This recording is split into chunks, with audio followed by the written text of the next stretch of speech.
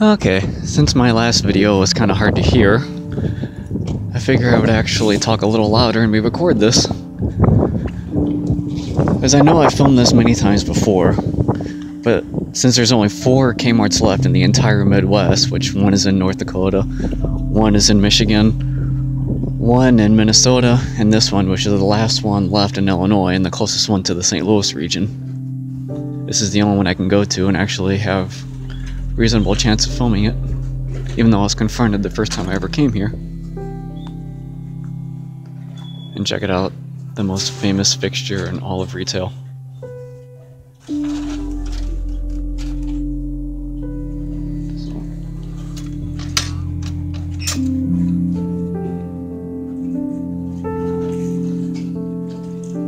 And there was a map of the store.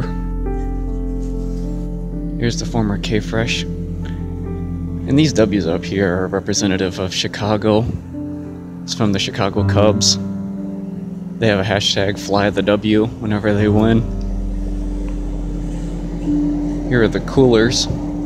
These were installed actually in the 90s. This was part of the big Kmart renovation. And also, if you look up here, see those poles? They're actually conduits. And that's how they plug in these things. So the Kmarts, when they got those coolers, they'd actually be rewired. And there's where the wiring comes in.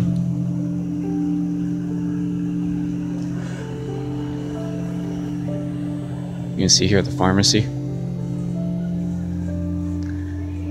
And also these lower shelves here were part of the remodel. When Kmart remodeled.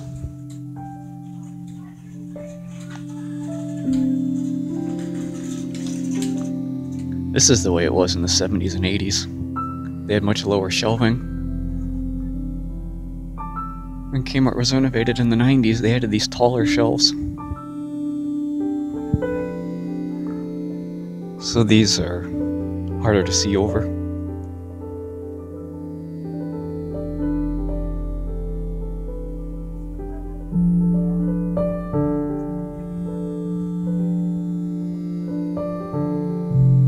You can see where they still have some missing merchandise.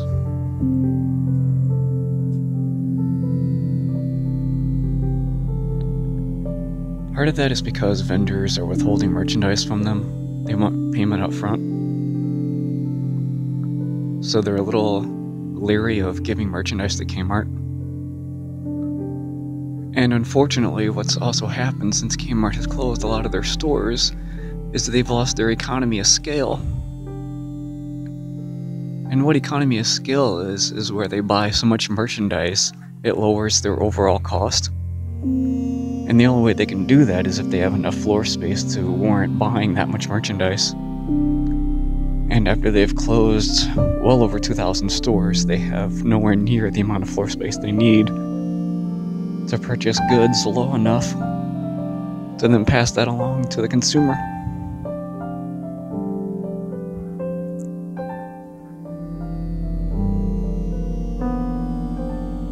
I still gotta go to Assortment of Home Goods through here.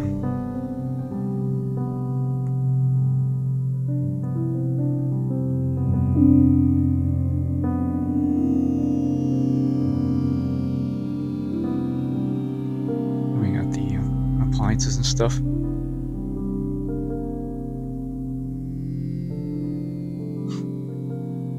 Here's the appliance section. This is a lot of open floor space. That's another thing with Kmart's large buildings. Since they don't have enough merchandise to fill the whole thing, they have to spread it more out. This was also part of the remodel. They wanted to make aisles wider. But they have a lot of floor space here that's just open. And the unfortunate thing is, they still have to pay heating and lighting costs for this floor space that's not being used. Which means this open area right here is just a waste. They can't make any money right here. They're losing money on all the square footage. So what that means is that the remaining items here have to have their prices offset that, so they have to be higher. So when Wally B had his thing about the cost of the light bulbs, that was one of the reasons why they were higher.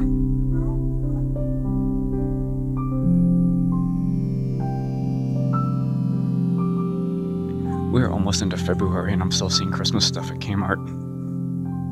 That's not a good sign.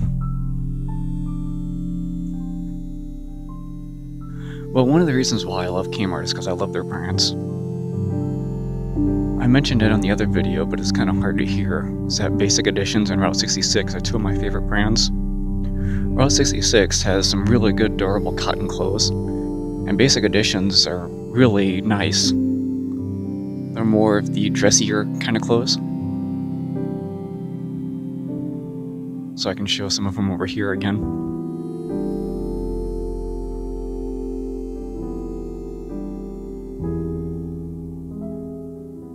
Because like these here are Basic Editions.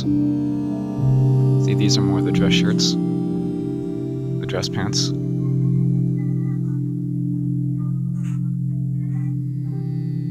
Then come back down here. You'll see the Route 66.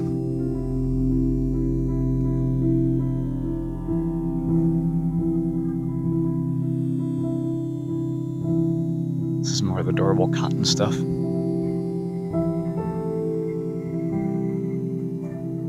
They're definitely really good brands.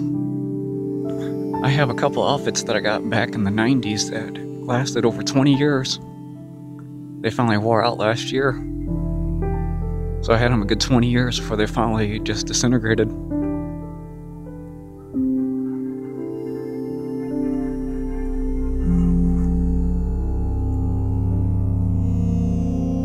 can see their toy aisle here has been immensely added to, partly because of Toys R Us's demise. Kmart's trying to fill the void left by Toys R Us.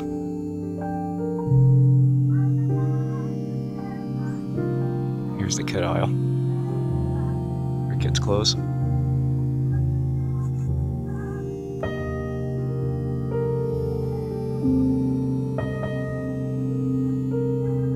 Here's the jewelry.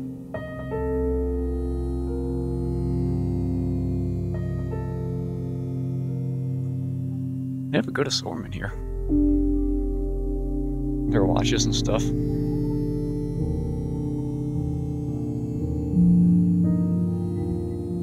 Some musical jewelry boxes. Here's their shoes.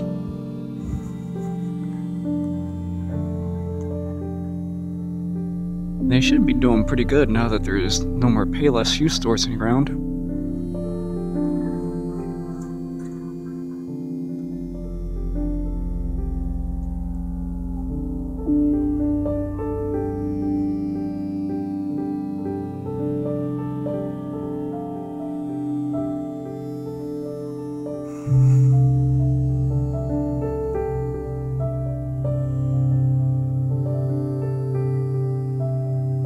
Here's the men's coats.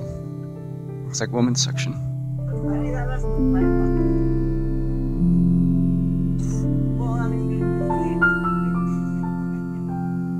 We go back to the pantry area here. This was Floyd Hall's doing. Because when Floyd Hall took Kmart over in the mid-90s, Antonini had them so far into the red they actually nearly went bankrupt back then. And he tried this new pantry section, which included groceries for the first time. And not just the snack food, actual groceries. Like this, frozen meals. So the first time Kmart offered them was in Big Kmart.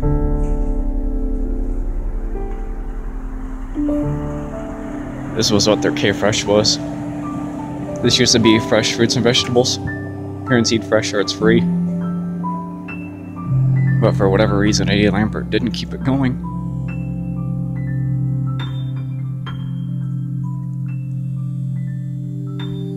And see, this is what made Big Kmart Big Kmart. He added this pantry area. And like I said before, they had to rewire these Kmarts to accept those coolers. And they also added these taller shelves. So they did more than just rearrange shelving. Actually rewired the buildings, they put up new signage, put in new shelving, taller shelving. The reason they put in taller shelving is so they could stock more merchandise. Because when it goes up higher like that, you can have an extra row of items.